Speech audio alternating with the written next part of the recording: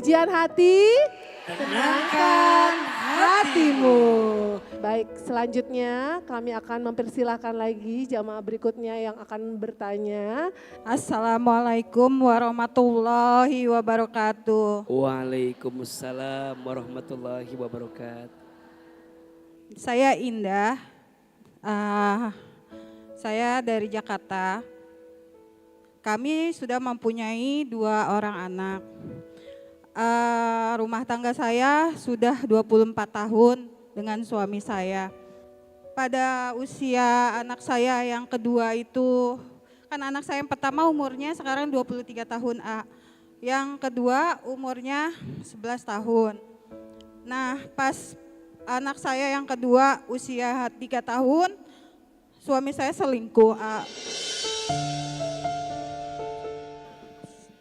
Saya dan orang tua saya, ayah saya yang menemui dia gitu dengan selingkuhannya, yang memergoki dia dengan selingkuhannya. Akhirnya di situ suami saya bilang ke saya dan ayah saya, kalau dia sayang dua-duanya dan dia mau dua-duanya. Saya sakit hati, lambat laun dia menikah ternyata diam-diam dengan perempuan itu tanpa sepengetahuan saya. Akhirnya saya mencoba berlapang dada gitu kan. Ya udah saya menerima gitu kan. Yang penting kamu berlaku adil bersama saya dengan perempuan itu. Akhirnya setelah saya mencoba menjalani, saya tuh menerima, tapi sampai sekarang saya nggak ikhlas. Sampai saya selalu berdoa, ikhlaskan saya ya Allah. Tapi saya nggak ikhlas, harus seperti ini gitu. Terus lambat laun itu suami saya usahanya kolaps. Usahanya kolaps, sedangkan dia sudah memiliki anak juga dari perempuan itu. Anaknya 2. Pada saat itu suami saya tuh minta maaf sama saya dan dia menyesali semua perbuatannya dia gitu kan. Dan dia lebih memilih untuk bersama dengan saya gitu. Tapi setelah saya mau menerima dia lagi, saya mau menerima kekurangan dia lagi, dia tuh ngebohongin saya lagi. Tapi dia malah masih ngumpet-ngumpet nemuin perempuan itu. Saya tahu itu karena anak. Saya ikhlas, saya terima kalau soal anak, bukan dalam arti yang lain. Karena saya juga masih bisa, dengan keadaan saya seperti ini, saya masih bisa melayani dia apapun itu. Nah yang mau saya tanyakan lagi, berdosa nggak ke saya? Saya kalau saya minta suami saya meninggalkan perempuan itu, karena saya lihat suami saya udah nggak mampu, udah nggak mampu untuk menafkahi 2 orang. Terus sama satu lagi, sampai saat ini kedua orang tua saya masih sakit hati sama suami saya. Saya bingung, walaupun di depan dia orang tua saya biasa aja. Tapi saya tahu ayah saya sakit hati sama perempuan laki-laki itu. Sama suami saya sakit hati banget. Saya bingung apa yang harus saya lakukan sebagai anak dan sebagai istri.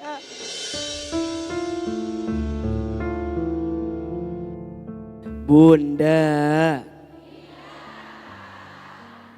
rumah tangga itu sekolah yang paling lama. Kalau sekolah berarti tempat belajar.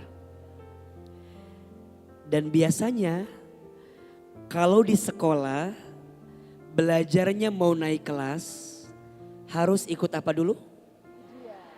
Ujian. Maka Ahilman ingin menguatkan kita semua bahwa setiap rumah tangga pasti diuji dengan ujiannya yang berbeda-beda. Dan tolong pahami bahwa setiap ujian rumah tangga itu adalah cara Allah menyiapkan banyak kebaikan untuk kehidupan selama kita menyikapinya dengan hati yang penuh keikhlasan dan dengan hati yang penuh kelapangan. Apa yang tadi Bunda sampaikan, ceritakan kepada kami di sini, itu adalah bagian daripada ujian rumah tangga. Saya tidak akan menyalahkan praktek poligami selama poligami itu dilakukan dengan baik, dilakukan dengan benar. Kalau tadi Teh Fitrop nanya, kalau seorang suami menikah lagi tanpa izin istrinya boleh atau tidak? Kalau bicara hukum syar'i mungkin ada pendapat yang mengatakan boleh.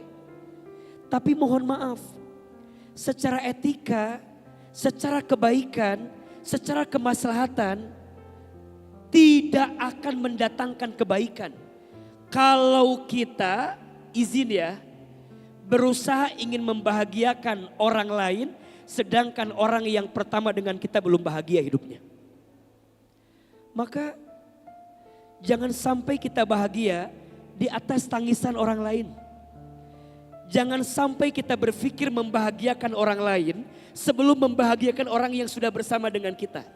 Maka salahnya di sini, izin ya, salahnya istri beliau merasa belum bisa dibahagiakan dan merasa bahwa suami beliau itu belum bisa melangkah untuk memiliki istri lebih daripada satu. Walaupun ada yang diberikan kemampuan itu, bisa adil, bisa berbuat dengan baik, ada.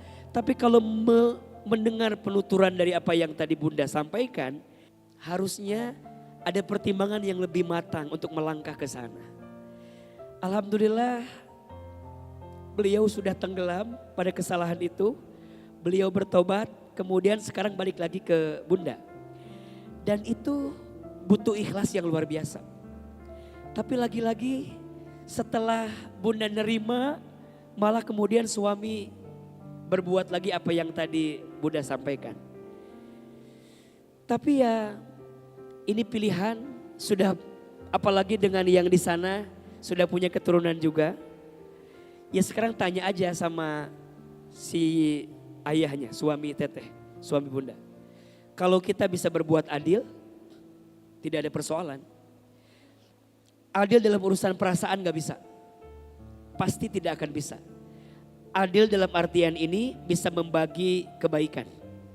Ingat, jadi suami itu tanggung jawabnya kecil apa besar? Ringan apa berat? Berat.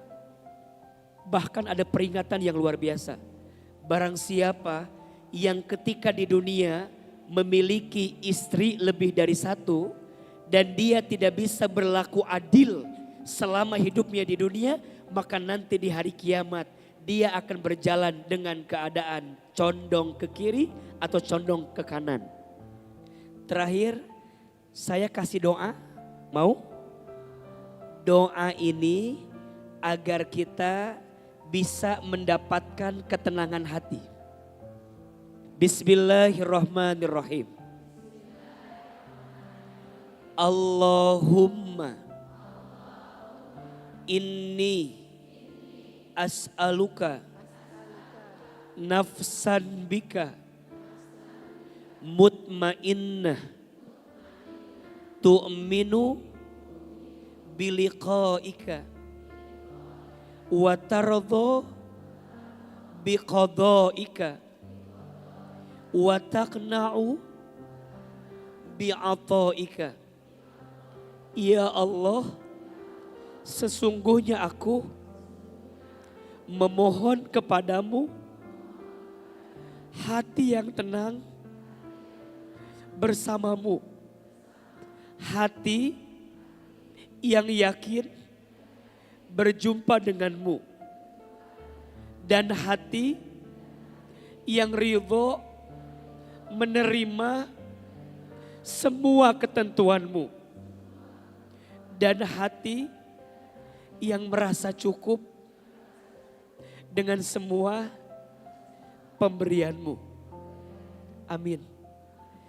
Semoga Allah berikan kekuatan untuk kita semua menjalani hari-hari dalam hidup. Amin, ya Rabbal Alamin.